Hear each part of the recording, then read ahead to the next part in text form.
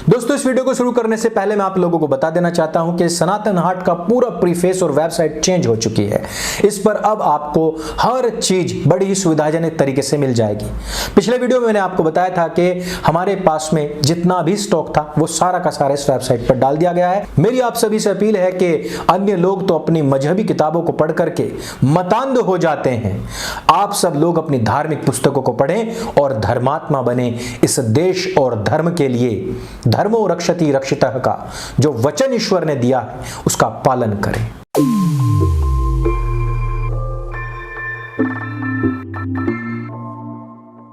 नमस्ते दोस्तों, आप सबका एक बार फिर से स्वागत है आपके अपने YouTube चैनल सत्य सनातन में। आज मैं आपके सामने कुछ ऐसी खबरें रखना चाहूंगा जो 24 घंटे के दौरान में घटित हुई हैं, लेकिन इन पर किसी भी मीडिया का कोई संज्ञान नहीं है। मैं फटाफट एक एक करके आपको सारी खबरें बताऊंगा। एक एक खबर ऐसी है जिससे कि आपके रोंगटे खड़े हो जाएंगे और आप जान पाएंगे कि किस जिहादी कौम के लोगों ने इनको अंजाम दिया है। लेकिन आखिरकार असहिष्णु कौन है? लेकिन आखिरकार उनकी नजर में वाजिबुल कत्ल कौन है? आखिरकार उनकी नजर में यहां पर फालतू कौन है? हम और आप जो हिंदू हैं, जो सनातनी हैं, उनके खिलाफ प्रोपेगेंडा और नैरेटिव इतना खतरनाक बना दिया गया है कि उनकी मौत के बाद में कुत्ता भी उनको सूंघने के लिए तैयार नहीं है। सरकार तो क्या ही जागेगी। फटाफट एक एक खबर को जरा ध्यान से आप लोग सुनिएगा। दिल्ली में 10,000 हिंदुओं ने मतांतरण कर लिया है बौद्ध मत में। साथ ही साथ हिंदुओं को जबरदस्त गालियां सुनाई गई, ब्रह्मा विष्णु महेश को खूब गालियां दी गई, हिंदू धर्म को गालियां दी गई, लेकिन सब शांत हैं। हिंदू फिर भी असहिष्णु है और सारे के सारे मत सत्य और अहिंसा के पुजारी हैं। मध्य प्रदेश के एक मदरसे में 15 साल की बच्ची के प्राइवेट पार्ट को छूता था एक मौलाना। उसके साथ ही साथ उसको मोलेस्ट भी करता था। लेकिन महिलाओं का अपमान कौन करता है? नैरेटिव के अनुसार वो केवल और केवल हिंदू करता है। यह जो कार्य हुआ है यह तो प्राइवेट पार्ट के पवित्रीकरण का कार्य था। नरेला में अनवर ने 8 साल की बच्ची का पहले सिर कुचला, फिर उसका गला घोट करके हत्या कर दी और झाड़ियों में फेंक दिया। जो लोग 8 साल और 9 साल की बच्चियों तलब को ना बख्शे, वो लोग गालियां किनको देते हैं? जो लड़कियों के पैर छूते हैं, जो अपनी बेटियों की पूजा करते हैं। असहिष्णु कौन है? जो बेटियों की पूजा करता है। और जो 8 साल की बच्ची के पैर उठा दे या सर कुचल दे, झाड़ियों फेंक दे, बलात्कार कर ले, वो कौन है? वो शांति दूत हैं। उनको शांति का पैगाम मिला है और वो अमन के देवदूत हैं। एक धूर्त दिल्ली का सीएम अपनी तुलना भगवान श्री कृष्ण से करता है। वो कृष्ण की नगरी द्वारका में जाकर के वहीं पर खुलेआम कहता है कि मेरा अपमान यानी कि भगवान का अपमान है। लेकिन हिंदू थाली में सजा करके वोट देने के लिए तैयार हैं, क्योंकि पीछे उन्होंने एक पत्तल छिपाई हुई है जिसको वो निकाल रहे हैं और कह रहे हैं कि हमें भीख में बिजली और पानी दे दो। ऐसी नौबत आ चुकी है कि हम अपने धर्म से अलग और विरत हो चुके हैं, विमुख हो चुके हैं और इस प्रकार के धूर्त घाघ हमारे मुंह पर ही हमें ही गाली देकर निकल जाते हैं। हम लोगों की हत्याओं पर अट्टहास करते हैं। हम लोगों के पलायन पर विधानसभा में वो लोग हंसते हैं, लेकिन हम लोग फिर भी फ्री के लालच में ऐसे लोगों को सत्ता और गद्दी सौंपते रहते हैं।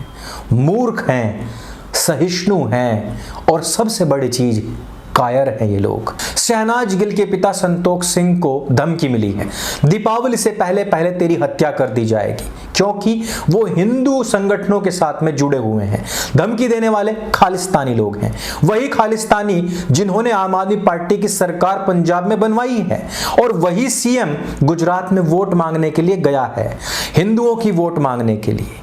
ये धमकी देने के पीछे केवल छोटी सी बात नहीं है, बहुत बड़ा संदेश है कि जो भी हिंदुओं को सपोर्ट करेगा वो मारा जाएगा। लेकिन हिंदू, मैंने बताया कि अपने तशरीफ के पीछे एक पत्तल छिपाए खड़ा हुआ है हमेशा, जिसको वो आगे फैला करके वोट के बदले 5 साल फ्री बिजली और पानी चाहता है, भले ही अगले ही पल उसकी गर्दन रेत जाए। मुंबई के कारोबारी इरफान ने अपनी एसयूवी से 5 लोगों को रौंद दिया, उनको तड़पता हुआ सड़क पर ही छोड़ दिया और छोड़ करके वो एम्बुलेंस में खुद फरार हो गया।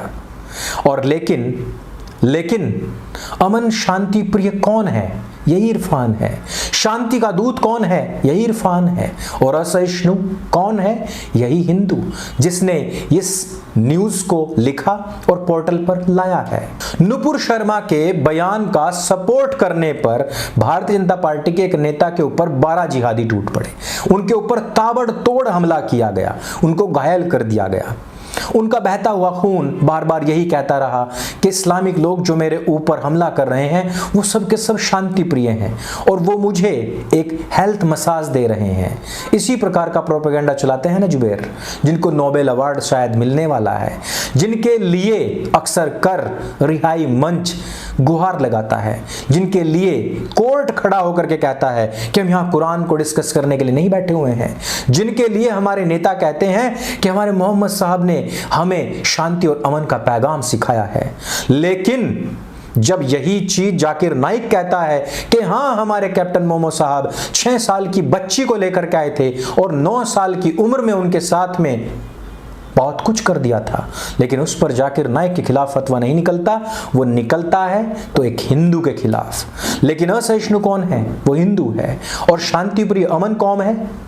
वो सारे के सारे वो जिहादी जिन्होंने इनके ऊपर हमला किया है। भोजपुरी फिल्म इंडस्ट्री की शहर अफसा ने इंडस्ट्री को छोड़ दिया है। वो कह रही है कि मैं सिर्फ और सिर्फ इस्लाम का पालन करूंगी, हिजाब में ढक करके पूरे टेंट में कवर होकर के रहूंगी। लेकिन रूढ़िवादी कौन है? हिंदू है। लेकिन महिलाओं को ऑपरेस कौन करता है? वो हिंदू है। महिलाओं को हमेशा हेय और निम्न दृष्टि से कौन देखता है? वो हिंदू है। प्रोग्रेसिव कौन है? ये हिजाब वाली त्रिपाल वाली लड़की, ये प्रोग्रेसिव है। दुर्गा पूजा देखने गए 6 हिंदुओं को बबलू खान ने पश्चिम बंगाल में अपनी बस से रौंद दिया है। उनको तड़पता छोड़कर वो खुद भाग गया है। कारण क्या है? कारण ये है कि बबलू खान अगर पकड़ा भी गया तो उसकी एवज में 5-6 लोग तो कम से कम मर ही जाएंगे। यही तो जिहाद है, यही तो पवित्र कार्य है। इसी के द्वारा तो बबलू खान जन्नत जाएगा। जन्नत जाना कोई गलत बात नहीं है। जन्नत जाने के लिए व्यक्ति कुछ भी कर सकता है अगर वो मुसलमान है और उसके सामने खड़ा हुआ काफिर है। लेकिन असहिष्णु कौन है? लेकिन हिंसक कौन है? इस देश को हिंदू राष्ट्र बना करके मुसलमानों को मारना कौन चाहता है? केवल और केवल जवाब है हिंदू। गायक अब्दुल्ला कुरैशी ने अपना संगीत छोड़ दिया है, कहा है कि ये इस्लाम में हराम है, अब से मैं केवल और केवल इस्लाम की खिदमत करूंगा। लेकिन संकीर्ण मानसिकता किसकी है? हिंदू की। लेकिन रूढ़िवादी कौन है? केवल और केवल हिंदू। लेकिन अंधविश्वासी कौन है? केवल और केवल हिंदू। मुसलमान यदि ऐसा कार्य करता है तो उसको प्रोग्रेसिव कहा जाता है, उसको अपने मजहब का पालन करने वाला कहा जाता है। लेकिन यही कार्य अगर हिंदू करे तो सबकी आंखों से आंसू निकल आते हैं, सबकी चूड़ियां टूट जाती हैं और वो कहते हैं देखिए देश को फिर से हजारों साल पीछे पाषाण युग में धकेलने का कार्य हिंदू कर रहे हैं। महाराष्ट्र में भाजपा के विधायक विजय देशमुख को सर तन से जुदा करने का धमकी भरा लेटर मिला है, वो भी पीएफआई की तरफ से। सुना था कि पीएफआई को बैन कर दिया गया है, लेकिन ऐसा देखने में लग नहीं रहा है। ये होती है प्रोग्रेस। इस प्रकार से मिलती है देश को तरक्की, इस प्रकार से मिलता है युवाओं को रोजगार, इस प्रकार से दूर होती है भुखमरी, इस प्रकार से दूर होती है गरीबी, इस प्रकार से दूर होती है अशिक्षा, इस प्रकार से दूर होती है गैर बराबरी। इस्लामिक लोगों के जितने भी कारनामे मैंने आपको बताए हैं, इन सब के पीछे एक ही एजेंडा है और वो है देश की गरीबी, भुखमरी, अशिक्षा और रूढ़िवादिता को हटा करके इसको प्रोग्रेसिव और एक विकसित देश बनाया जाए। ये सभी वही मुसलमान हैं जो अक्सर कर आपको सोशल मीडिया पर मिलेंगे कि नरेंद्र मोदी देश को पीछे धकेल रहा है, गौरक्षक देश को पाषाण युग में ले जाना चाहते हैं, जो हिंदू दशहरा मना रहे हैं या रामलीला कर रहे हैं, जो राम मंदिर बनाना चाहते हैं, ये देश की तरक्की से कोई संबंध नहीं रखते हैं, ये देश को रिग्रेसिव बना रहे हैं। प्रोग्रेसिव बनाने वाले लोग देखो ऐसे काम करते हैं, बसों से कुचलते हैं, सिर को कुचल करके गला घोट करके फेंक देते हैं, लव जिहाद करते हैं, अपनी महिलाओं का गला रेत देते हैं या उनको फांसी खाने के लिए मजबूर कर देते हैं, या अपनी बच्ची से प्यार करने वाले हिंदू का गला रेत करके ईख के खेत में फेंक देते हैं। इससे दूर होती है गरीबी, इससे आती है प्रोस्पेरिटी, इससे दूर होती है अशिक्षा। आप क्या जानो कायर काफिर हिंदुओं। मध्य प्रदेश के ही विदिशा में 8 साल की बच्ची जो मौलाना के पास में उर्दू सीखने जाती थी, उसके साथ में दुष्कर्म कर लिया। लेकिन यही तो मजहब की खूबसूरती है, यही तो असली सुन्नत है। इसका पालन करना हर एक उस व्यक्ति का पहला फर्ज बनता है जिसके नाम के पहले मोहम्मद लगा हुआ है। वो हर एक व्यक्ति अपने कैप्टन मोमो साहब की सुन्नत को अता फरमाना चाहता है। ये मैं जो खबरें बता रहा हूं केवल 24 घंटे के अंदर हुई हैं। अब आप देखिए कि इस देश की तरक्की बहुत ज्यादा दूर नहीं है। हिंदू इस बात को समझ लें कि जो नासा में नौकरी कर रहे हैं और घर पर आकर के पूजा कर रहे हैं, वो लोग समझ लें जो इसरो में यान भेजने से पहले और बाद में मंदिर जाते हैं, वो इस देश की तरक्की नहीं चाहते हैं। जो भूमि पूजन करते समय वक्त बर्बाद करते हैं, वो लोग इस देश की तरक्की नहीं चाहते, वो इस देश को विकसित नहीं करना चाहते। असल विकसित तभी होगा जब सड़कें नमाजियों से भरी पड़ी होंगी, जब छोटी छोटी बच्चों के साथ में इसी प्रकार के कार्य होंगे जिस प्रकार से मौलाना साहब ने किया है।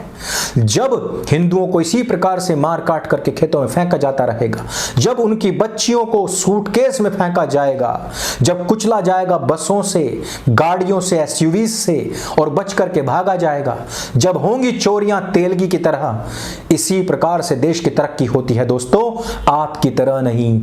रिग्रेसिव हिंदू सावधान रहें, प्रोग्रेसिव मुसलमानों से कुछ सीखिए। इस वीडियो में सिर्फ इतना ही। यदि वीडियो आपको अच्छे लगे, जानकारी से भरपूर लगे, तो उसको सबके साथ में शेयर अवश्य करें। मेरे संग बोले सत्य सनातन वैदिक धर्म की जय। जय हिंद, वंदे मातरम।